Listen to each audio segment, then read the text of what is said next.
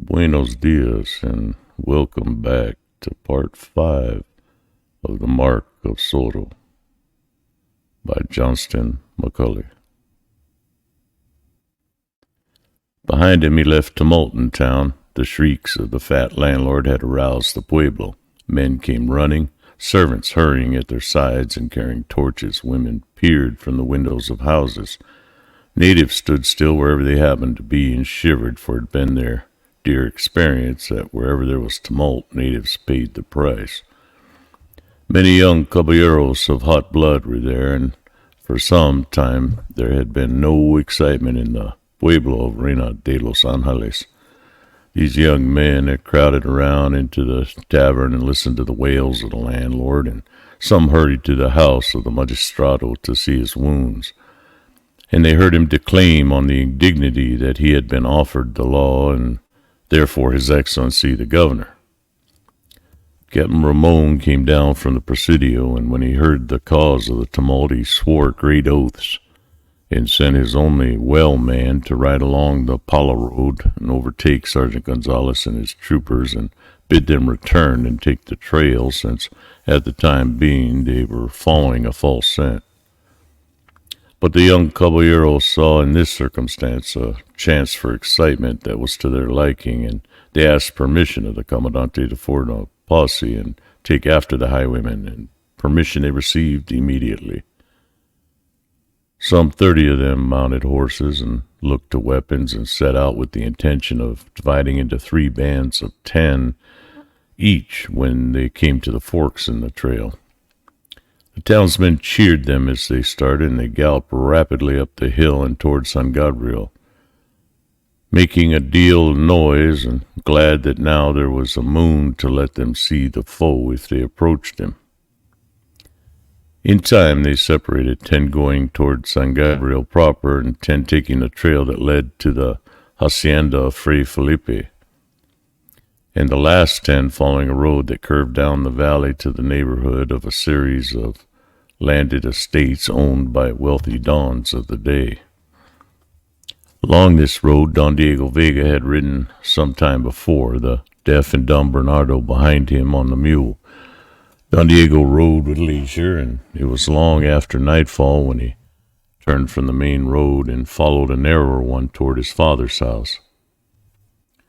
Don Alejandro Vega, the head of the family, sat alone at his table, the remains of the evening meal before him, when he heard a horseman before the door. A servant ran to open it, and Don Diego entered. Bernardo followed closely behind him. "Ah, Diego, my son," the old Don cried, extending his arms. Don Diego was clasped for an instant to his father's breast, and then he sat down beside the table and grasped a mug of wine. Having refreshed himself, he faced Don Alejandro once more. "It has been a fatiguing journey," he remarked. "And the cause for it, my son?" "I felt that I should come to the hacienda," Don Diego said. "It is no time to be in the pueblo. Wherever a man turns, he finds naught but violence and bloodshed. This confounded Senor Zorro."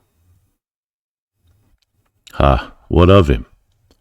"Please do not ha me, sir and father. I've been ha'd from morning until night these several days in these turbulent times. This Senor Zorro has made a visit to the Pulido hacienda and frightened everyone there.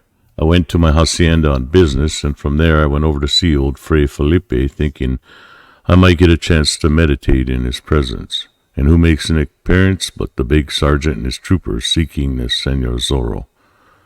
"And they caught him?" "I believe not, sir and father. I returned to the pueblo, and what think you happened there this day? They brought in Fray Felipe, accused of having swindled a dealer, and after mockery of a trial they lashed him to a post and gave him the whip 15 times across his back." "The scoundrels!" Don Alejandro cried. "I could stand it no longer, and so I decided to pay you a visit. Wherever I turn, there is turmoil. It's not enough to make a man insane. You may ask Bernardo if it is not." Don Alejandro glanced at the deaf-dumb native and grinned. Bernardo grinned back as a matter of course. not knowing it was no manner in which to act in the presence of a Don. You have something else to tell me? Don Alejandro asked his son, looking at him searchingly. By the saints, now it comes. I had hoped to avoid it, father and sir. Let me hear about it. I paid a visit to the Pulido hacienda and spoke with Don Carlos and his wife, also the Senorita Lolita. You were pleased with the senorita? She is as lovely as any girl of my acquaintance, Don Diego said. I spoke to Don Carlos of the matter of marriage, and he appeared to be delighted. Ah, he would be, said Don Alejandro. But the marriage cannot take place, I fear. How is this? There is some shadow concerning the senorita? Not to my knowledge. She appears to be a sweet and innocent maiden, father, sir. I had them come to Reina de los Angeles and spend a couple of days at my house. I had it arranged so that she could see the furnishings and learn of my wealth. That was a wise arrangement, my son. But she'll have none of me. How is this? Refuses to wed a Vega? Refuses to become allied to the most powerful family in the country, the best blood in the land? She intimated, father and sir, that I'm not the sort of man for her. She is prone to foolishness, I believe. She would have me play a guitar at her window, perhaps, and make eyes and hold hands when her dueña is not looking, and all that silliness. By the saints, are you a Vega? Don Alejandro cried. Would not any worthy man want a chance like that? Would not any caballero delight to serenade his love on a moonlit night? The little things you term silly are the very essence of love. I doubt not the senorita was displeased with you. But I did not see that such things were necessary, Don Diego said. Did you go to the senorita in a cold-blooded manner and suggest that you wed and have it done with? Had you the idea, young sir, that you were purchasing a horse or a bull? By the saints! And so there's no chance for you to wed the girl? She's the best blood by far next to your own. Don Carlos bade me have hope, Don Diego replied.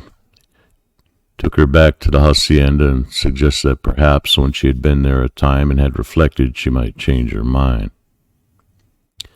She is yours if you play the game, Don Alejandro said. You're a Vega, and therefore the best catch in the country. Be but half a lover, and the senorita is yours. What sort of blood is in your veins? I have half a mind to slit one of them and see. Cannot we allow this marriage business to drop for the time being? Don Diego asked. You're 25. I was quite old when you were born. Soon I shall go the way of my fathers. You're the only son, the heir, and you must have a wife and offspring.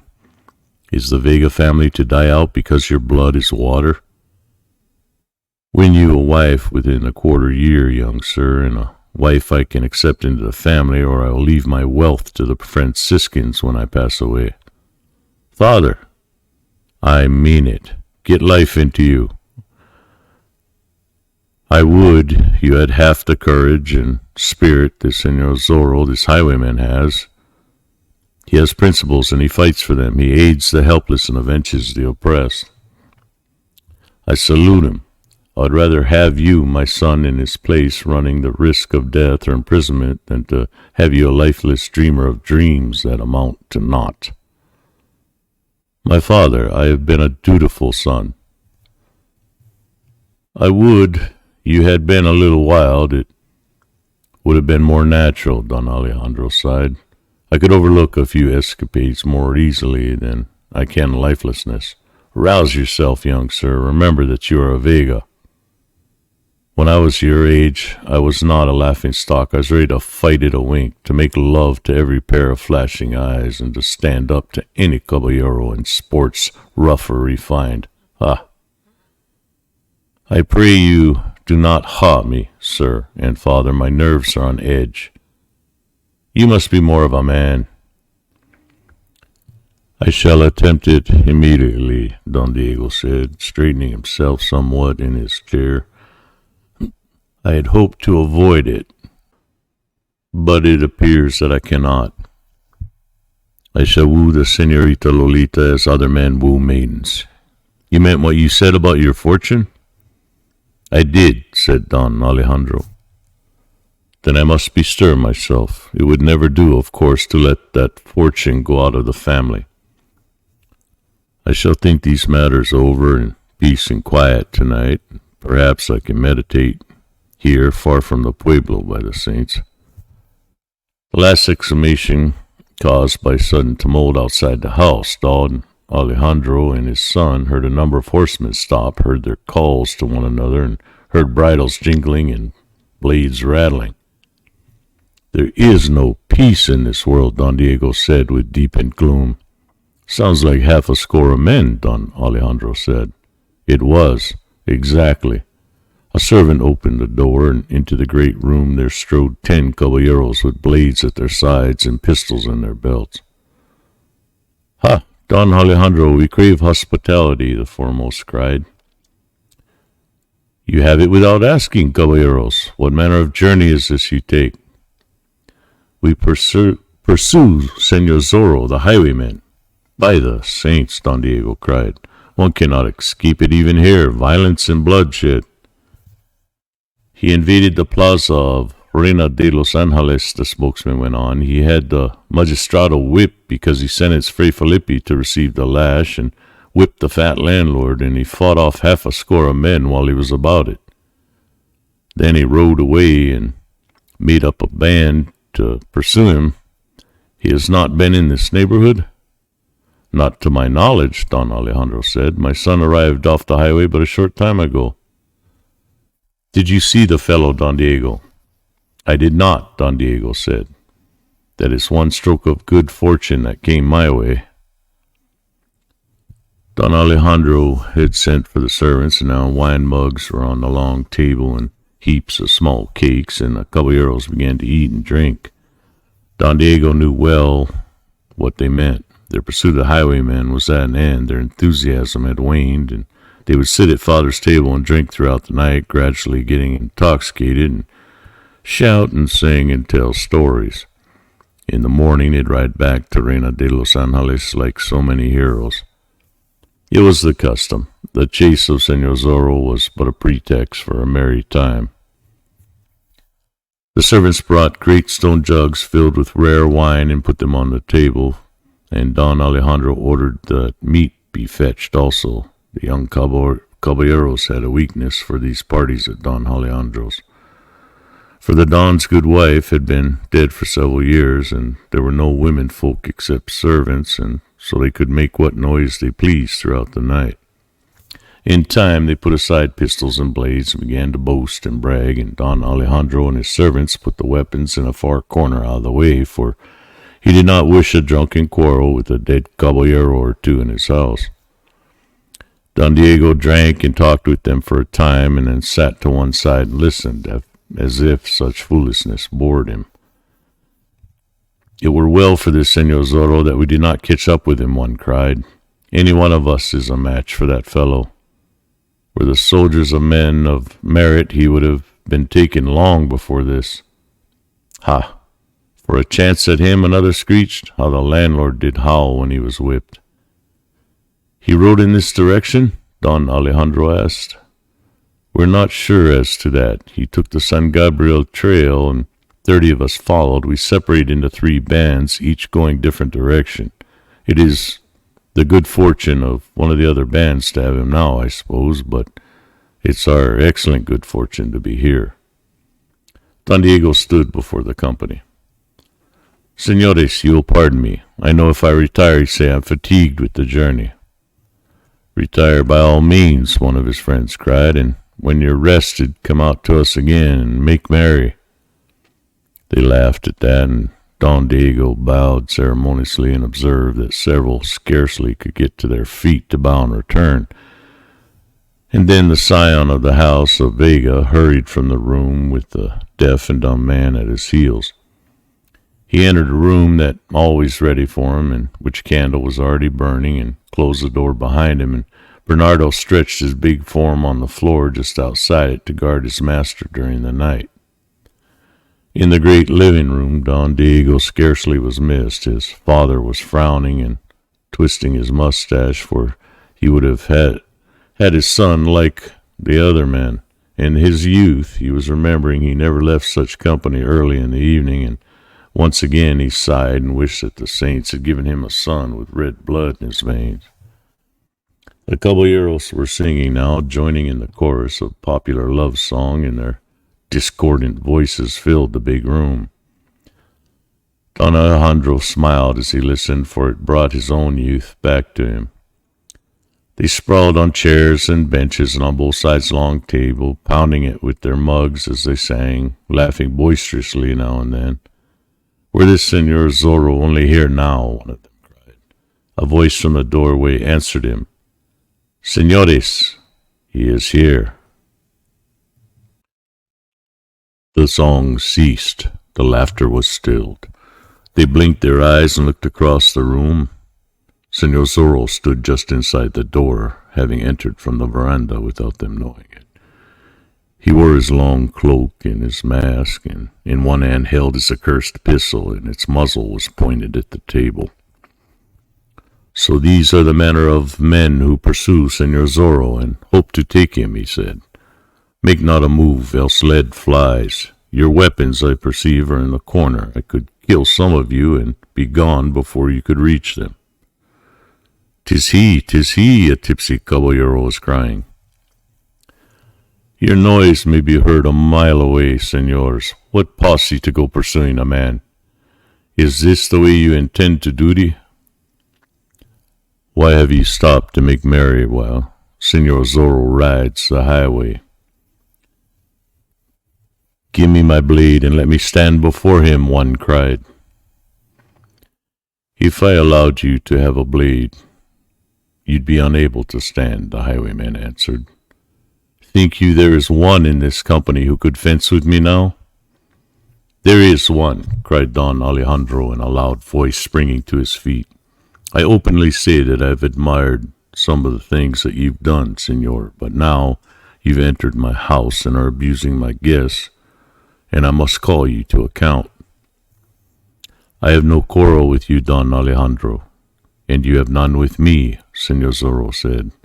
"I refuse to cross blades with you, and I am but telling these men some truths. By the saints, I shall make you—" "A moment, Don Alejandro. Senores, this aged Don would fight me, and that would mean a wound or death for him. Will you allow that?" "Don Alejandro must not fight our battles," one of the men cried. "Then see that he sits in his place, and all honor to him." Don Alejandro started forward, but two of the caballeros sprang before him and urged him to go back, saying that his honor was safe, and since he offered combat, raging, Don Alejandro complied. "A worthy bunch of young blades," Senor Zorro sneered.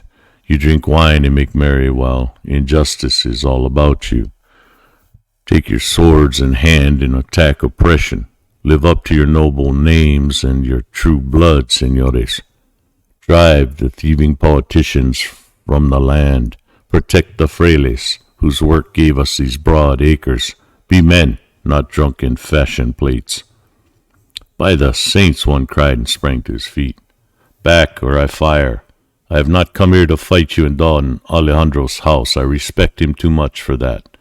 I have come to tell you these truths concerning yourselves. Your families can make or break a governor. Band yourself together in good cause, caballeros, and make some of decent use of your lives. You would do it, were you not afraid. You seek adventure? Here is adventure aplenty, fighting injustice." "By the saints, it would be a lark," cried one in answer. "Look upon it as a lark if it pleases you. Yet you would be doing some good. Would the politicians dare stand against you? Scions of the most powerful families, band yourselves together and give yourselves a name. Make yourself feared the length and breadth of the land. It would be treason.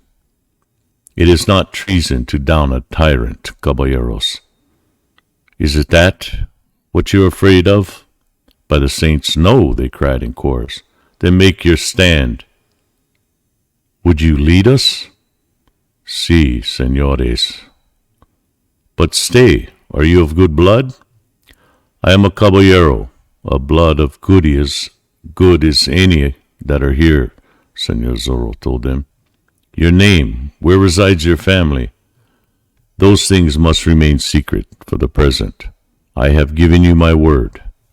Your face must remain masked for the time being, senors. They had lurched to their feet now and were acclaiming him wildly. Stay, one cried. This is an imposition on Don Alejandro. He may not be in sympathy, and we are planning and plotting in his house. I am in sympathy, caballeros, and I give you my support, Don Alejandro said. Their cheers filled the great room. None could stand against them if Don Alejandro Vega was with them. Not even the governor himself would dare oppose them. It is a bargain, they cried. We shall call ourselves the Avengers. We shall ride El Camino Real and prove terrors to those who rob honest men and mistreat natives. We shall drive the thieving politicians out. And then you shall be caballeros in truth, knights protecting the weak, Senor Zorro said. Never shall you repent this decision, senores. I lead, and I give you loyalty and expect as much. Also, I expect obedience to orders. What shall we do? They cried. Let this remain a secret. In the morning, return to Reina de los Angeles and say you did not find Senor Zorro. Say rather that you did not catch him, which will be the truth. Be ready to band yourself together and ride. I shall send word when the time arrives. In what manner? I know you all. I shall get word to one, and he can inform the others. It is agreed? Agreed, they all shouted. Then I will leave you here and now. You are to remain in this room, and none is to try and follow me. It is a command. Buenos noches, caballeros. He bowed before them, swung the door open, and darted through it, and slammed it shut behind him. They could hear the clatter of a horse's hoofs on the driveway, and then they raised their wine mugs and drank to their new league for the suppression of swindlers and thieves, and to Senor Zorro, the curse of Capistrano, and to Don Alejandro Vega, somewhat sobered by the agreement they had made and what it meant. They sat down again and began speaking of wrongs that should be righted, each of them knowing half a dozen. And Don Alejandro Vega sat in one corner by himself, a grief-stricken man because his only son was asleep in the house and had not the red blood enough to take part in such an undertaking, when by all rights he should be one of the leaders. As if to add to his misery, Don Diego at that moment came slowly into the room, rubbing his eyes and yawning and looking as if he'd just been disturbed. It is impossible for a man to sleep in this house tonight, he said. Give me a mug of wine, and I shall take my place with you. Why was the cheering? Senor Zorro has been here, his father began. The highwayman? Been here? By the saints. It is as much as a man can endure. Sit down, my son, Don Alejandro urged. Certain things have come to pass. There will be a chance now for you to show what sort of blood flows in your veins. Don Alejandro's manner was very determined. The remainder of the night was spent by the caballeros in loud boasts of what they intended on doing and in making plans to be submitted to Senor Zorro for his approval. And though they appeared to look upon this thing as a lark and a means to adventure, yet there was an undercurrent of seriousness in their manner, for they knew well the state of the times and realized that things were not as they should be, and in reality were exponents of fairness to all. They had thought of these things often, but had made no move because they had not been banded together and had no leader. And each young caballero waited for the other to start the thing, but now the Senor Zorro had struck at a psychological moment, and things could be done. Don Diego was informed of the state of affairs, and his father informed him likewise that he was to play a part and prove himself a man. Don Diego fumed considerably and declared that such a thing would cause his death, yet he would do it for his father's sake. Early in the morning, the caballeros ate a meal that Don Alejandro caused to be prepared, and then started back to Reina de los Angeles. Don Diego riding with them at his father's order, and nothing was to be said about their plans. They were to get recruits from the remainder of the 30 who had set out in pursuit of Senor Zorro. Some would join them readily, they knew, while others were the governor's men, pure and simple, and they would have to be kept in the dark concerning the thing they contemplated. They rode leisurely, for which Don Diego remarked that he was grateful. Bernardo was still following him on the mule, and was a little chagrined because Don Diego had not remained longer at his father's house. Bernardo knew something momentous was being planned, but could not guess what, of course, and wished that he was like other men and could hear and speak. When they reached the plaza, they found that the other two parties were already there, saying that they had not come up with the highwayman. Some declared that they had seen him in the distance, and one that he had fired a pistol at him, at which the caballeros who had been at Don Alejandro's put their tongues in their cheeks and looked at one another in a peculiar manner. Don Diego left his companions and hurried to his house, where he donned fresh clothing and refreshed himself generally. He sent Bernardo about his business, which was to sit in the kitchen and wait his master's call. Then he ordered his carriage around. That carriage is one of the most gorgeous along the El Camino Real, and Don Diego had purchased it had always been a mystery. There were some who said he did it to show his wealth, while others declared the manufacturer's agent had worried him so much that Don Diego had given him the order to be rid of him. Don Diego came from his house dressed in his best and did not get into the carriage again. There was tumult in the plaza, and into it rode Sergeant Pedro Gonzalez and his troopers.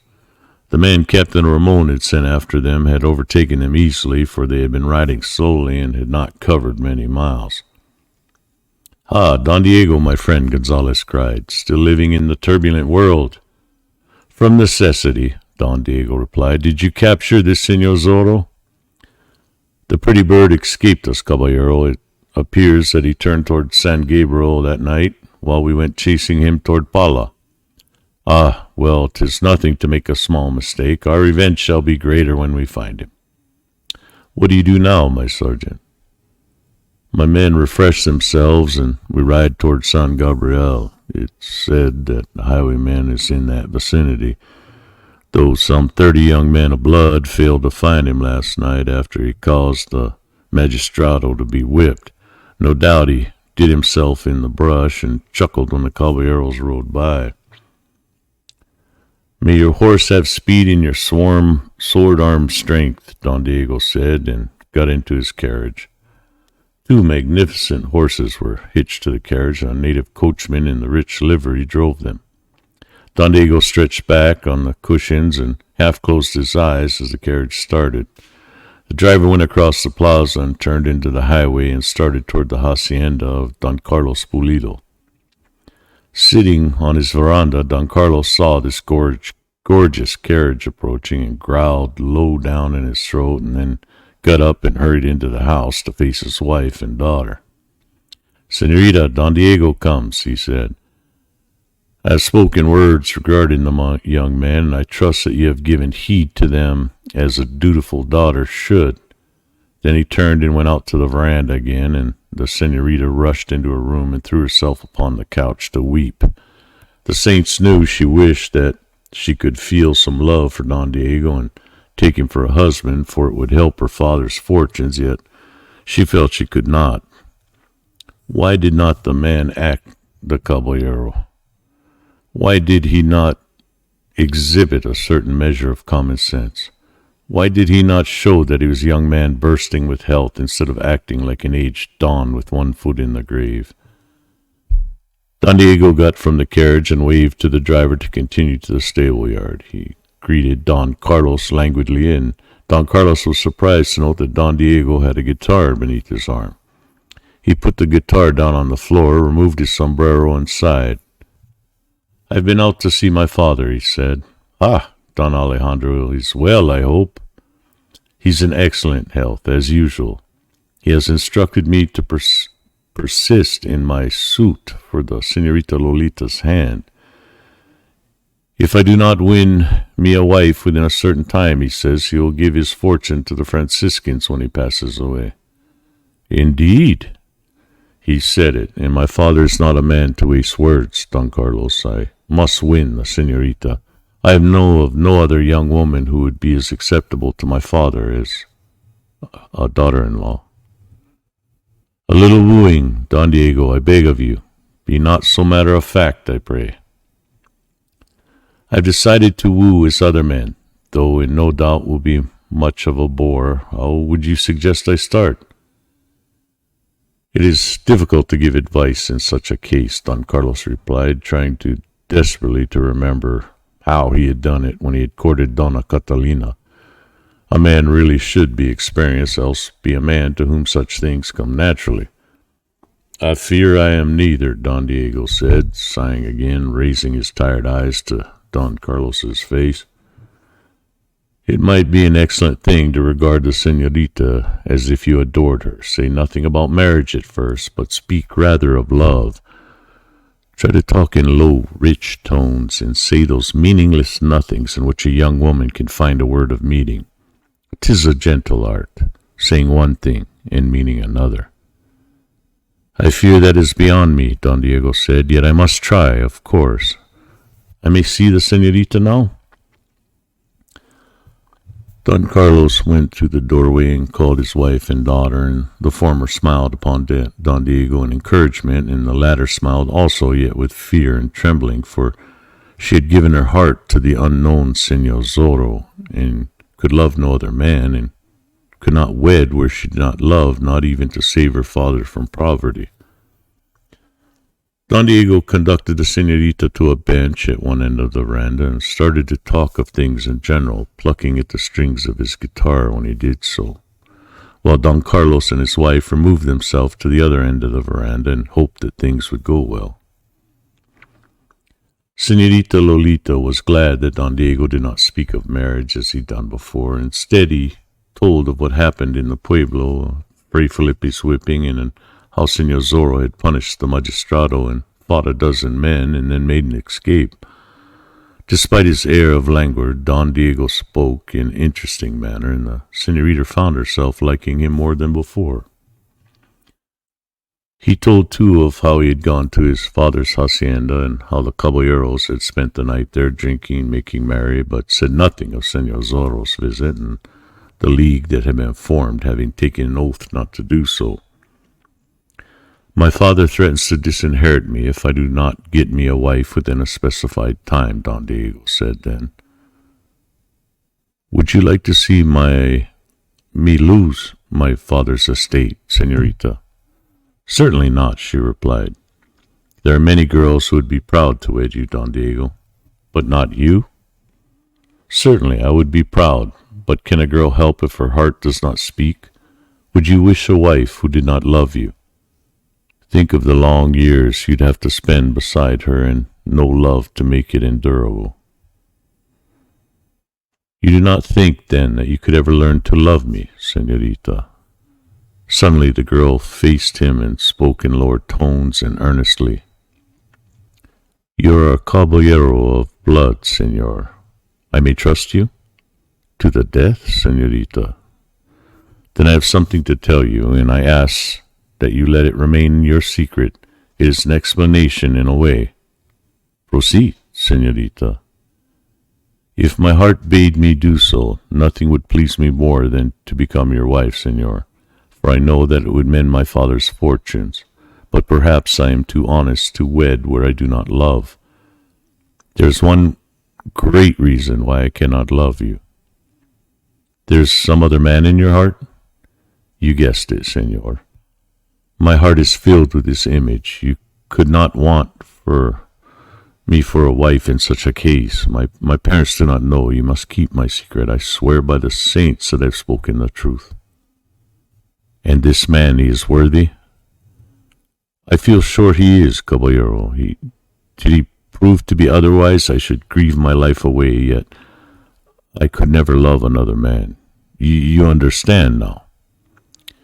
I understand fully, senorita. May I express the hope that you will find him worthy and in time the man of your choice.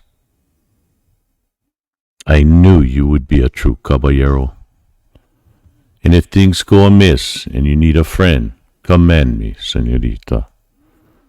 My father must not suspect at the present time. We must let him think that you still seek me, and I will pretend to be thinking more of you than before, and gradually you can cease your visit. I understand, senorita, yet that leaves me in a bad case.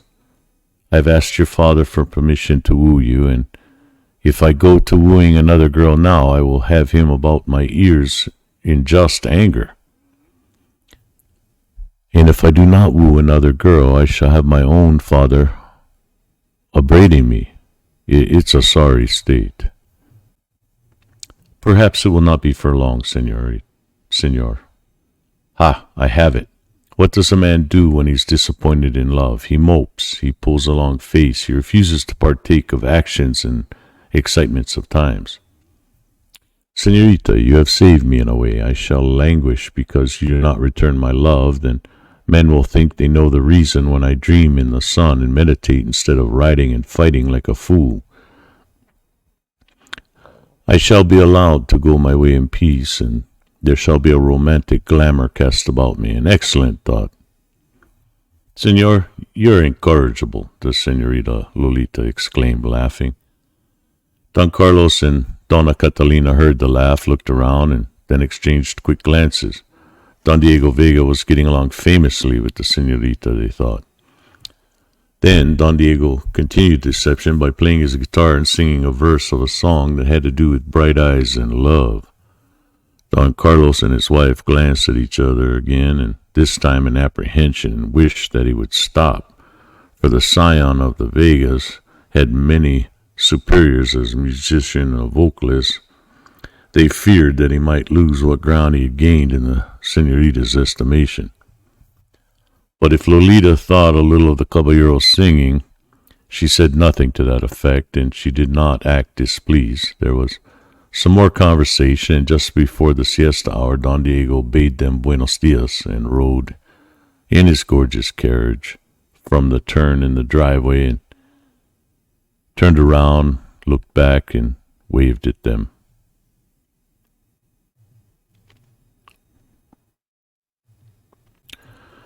Captain Ramon's courier sent north with the letter for the governor had dreams of happy times in San Francisco de Asís before returning to the Presidio at Reina de los Angeles.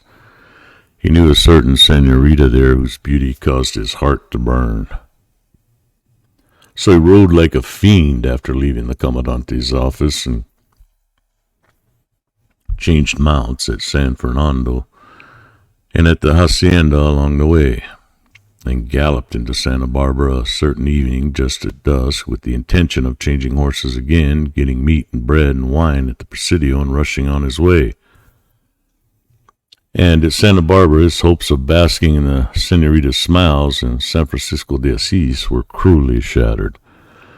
For before the door of the Presidio there was a gorgeous carriage that made Don Diego's appear like a carreta, and a score of horses were tethered there, and more troopers than were stationed at Santa Barbara regularly and moved about the highway laughing and jesting with one another.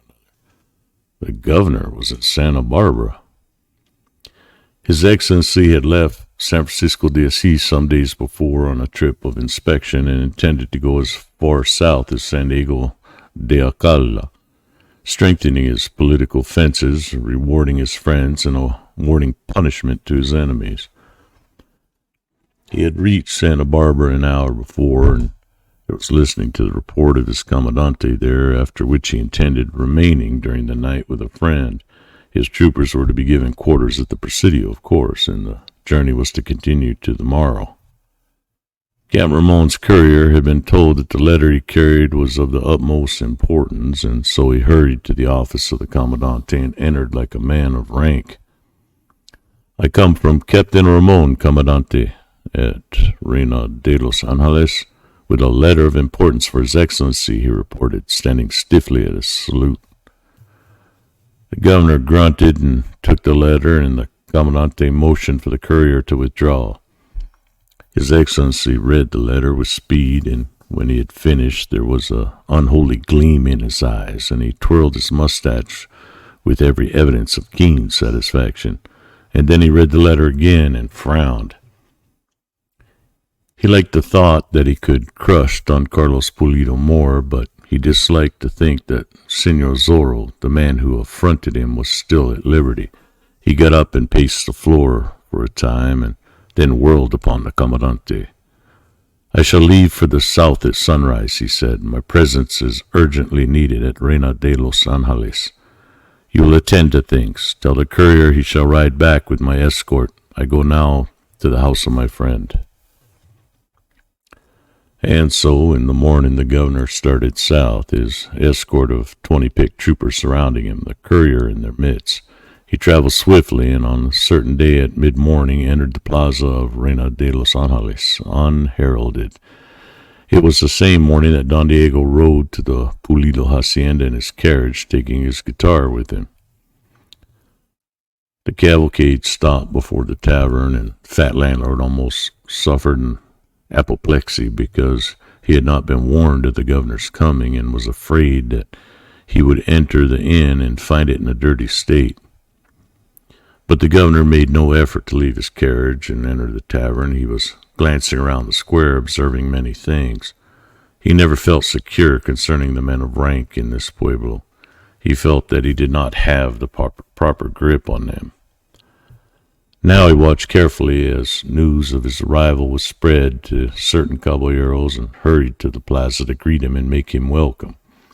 He noted those who appeared to be sincere, observed those who were in no particular haste to salute him, and noticed that several were absent.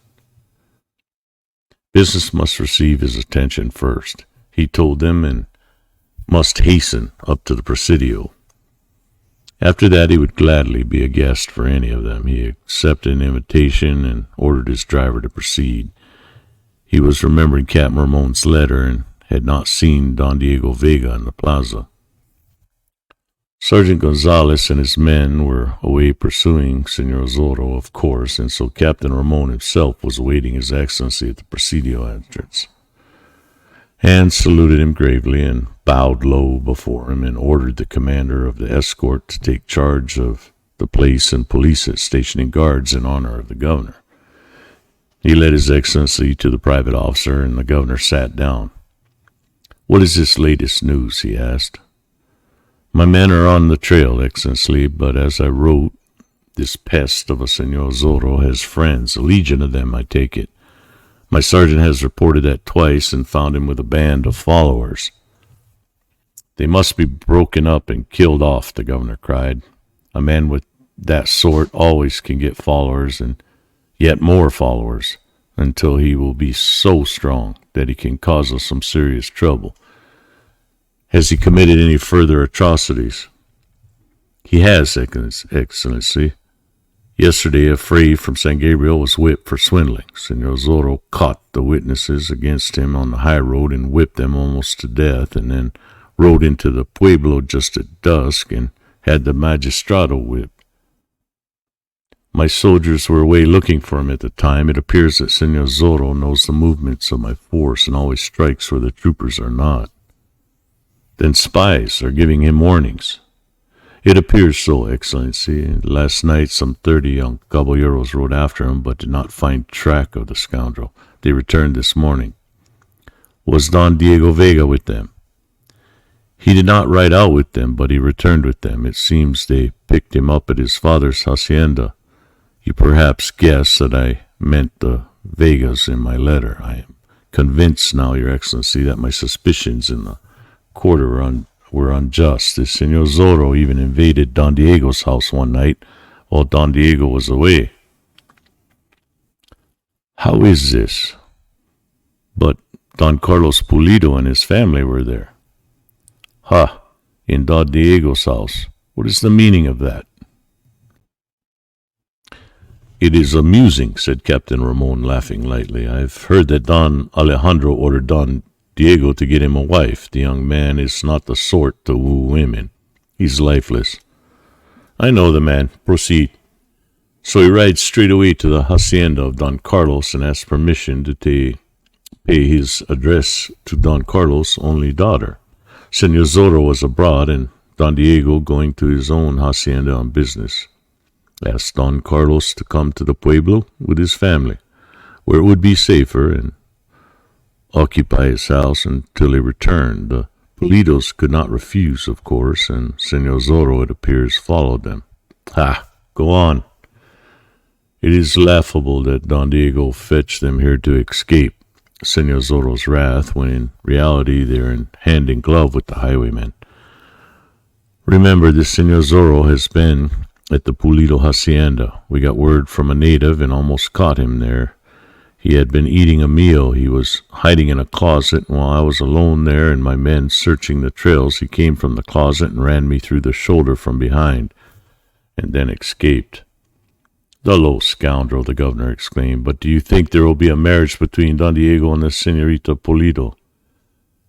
"I imagine there need be no worry in that regard, Excellency. I am of the opinion that Don Diego's father put a flea in his ear. He probably called Don Diego's attention to the fact that Don Carlos does not stand very high with your Excellency, and that there were daughters of other men who do.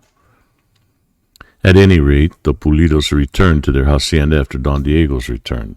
Don Diego called upon me here at the Presidio and appeared to be anxious that I would not think him a man of treason. I'm glad to hear it. The Vegas are powerful. They never have been my warm friends, yet never have they raised hands against me, so I cannot complain. It's good sense to keep them friendly, if that's possible, but the Pulidos... Even the senorita appears to be giving aid to this highwayman, Captain Ramon said. She boasted to me of what she called his courage. She sneered at the soldiers. Don Carlos Pulido and some of the frailes are protecting the man, giving him food and drink and hiding him, sending him news of the troopers' whereabouts. The Pulidos are hindering our efforts to capture the rogue, and I would have taken steps, but I thought it best to inform you and await your decision. There can be but one decision in such a case, said the governor loftily. No matter how good a man's blood may be or what his rank, he cannot be allowed to commit treason without suffering the consequences. I had thought that Don Carlos had learned his lesson, but it appears he has not. Are any of your men in the Presidio? Some who are ill, Excellency. That courier of yours returned with my escort. Does he know the country well hereabouts? Certainly, Excellency. He has been stationed here for some little time. Then he can act as guide. Send half my escort at once to the hacienda of Don Carlos Pulido. Have them arrest the Don and fetch him to the carcel, and incarcerate him there. That will be a blow to his high blood. I've had quite enough of these Pulidos.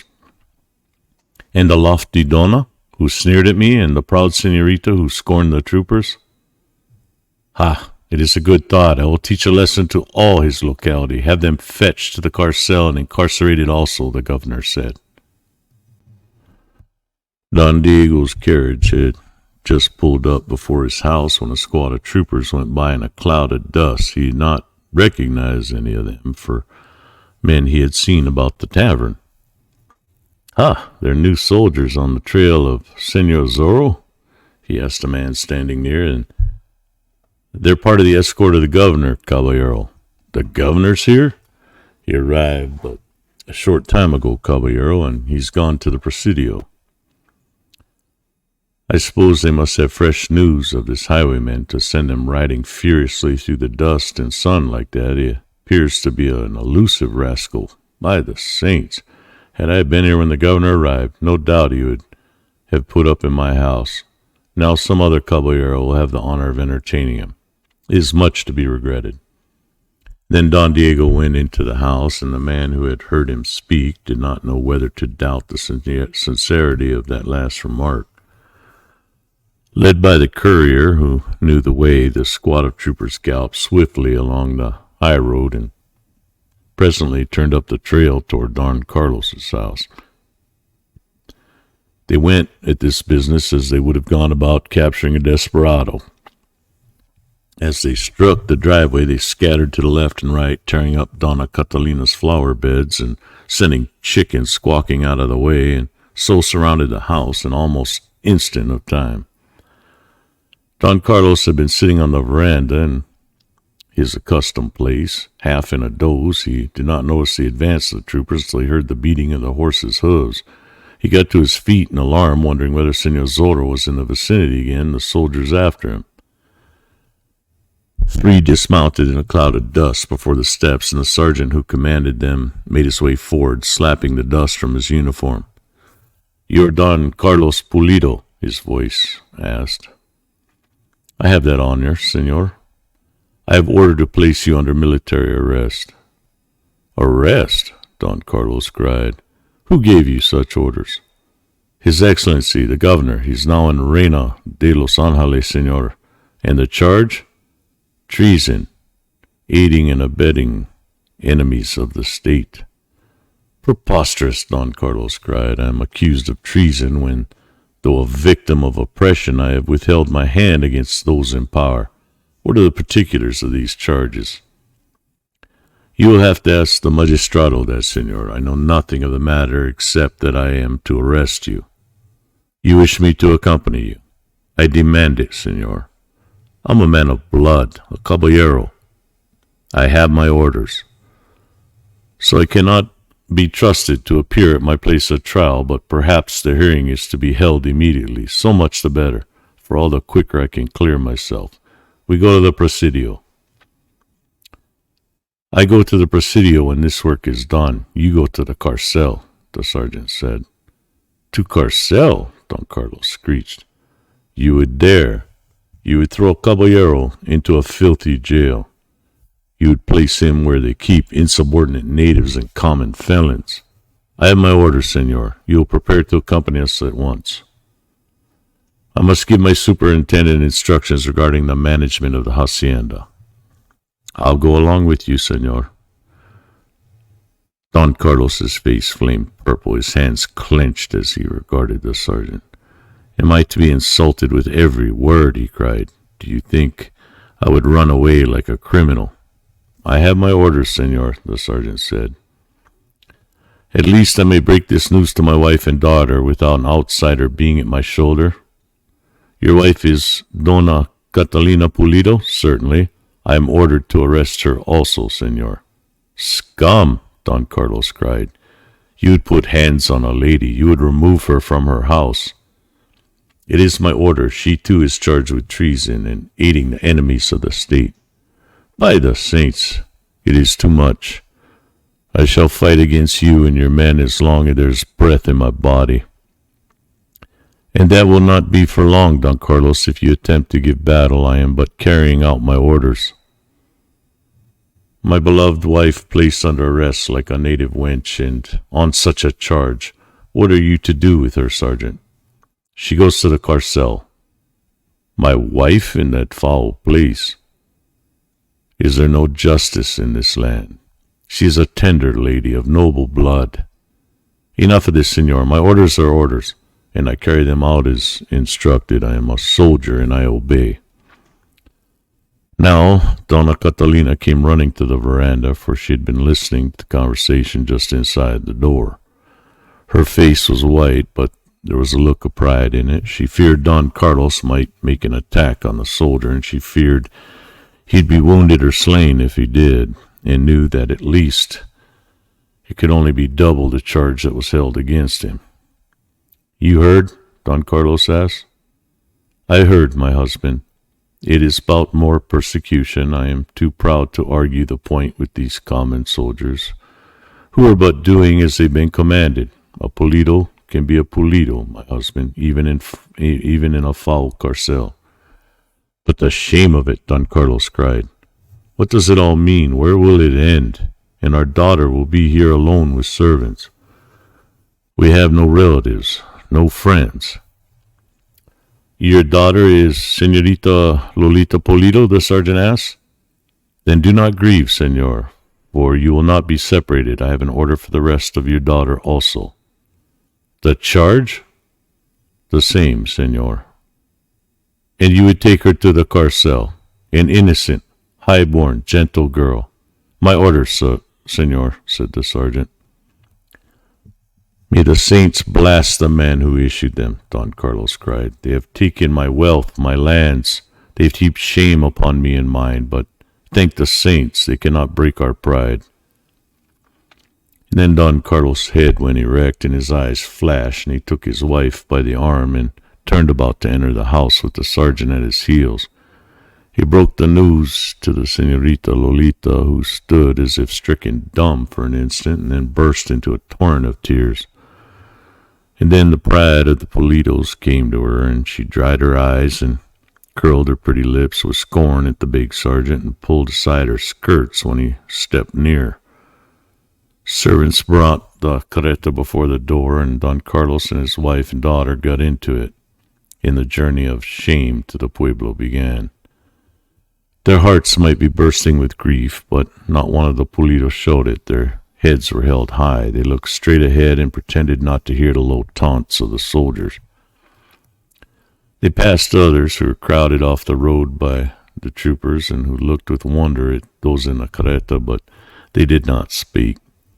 Some watched in sorrow and some grinned at their plight, according to whether those who passed were of the governor's party or the honest folk of the abhorred injustice. And so finally they came to the edge of Reina de los Angeles, and they met fresh insult, for His Excellency had determined that the Pulidos should be humbled to the dust, and he had sent some of his troopers to spread news of what is being done and to give coins to the natives and peons if they would jeer at the prisoners when they arrived. For the governor wished to teach a lesson that would prevent other noble families from turning against him, and wished to appear that the Pulidos were hated by all classes alike.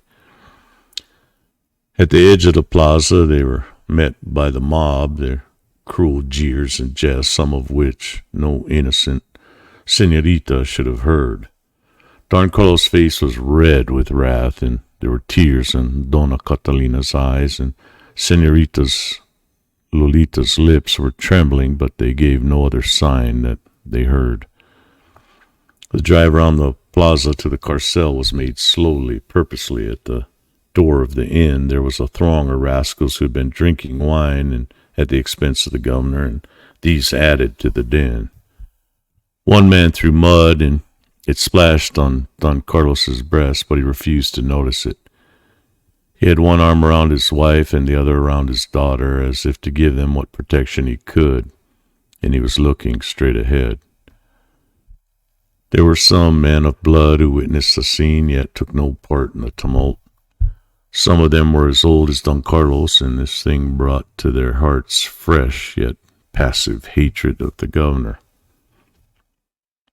Some were young, with blood running hot in their veins, and they looked upon the suffering face of Dona Catalina and imagined their own mother, and upon the lovely face of the senorita, and imagined her their sister or betrothed. Some of these men glanced at one another furtively, and though they did not speak, they were wondering the same thing, whether Senor Zorro would hear of this, and whether he would send word around for the members of the new league to gather. The carreta stopped before the carcel finally, the mob of jeering natives and peons surrounding it. Soldiers made some pretense of holding them back, and the sergeant dismounted and forced Don Carlos and his wife and daughter to step to the ground. Uncouth and intoxicated men jostled them as they walked up the steps to the door. More mud was thrown, and some of it spattered upon Dona Catalina's gown. But if the mob expected an outburst on the part of the aged caballero, it was disappointed.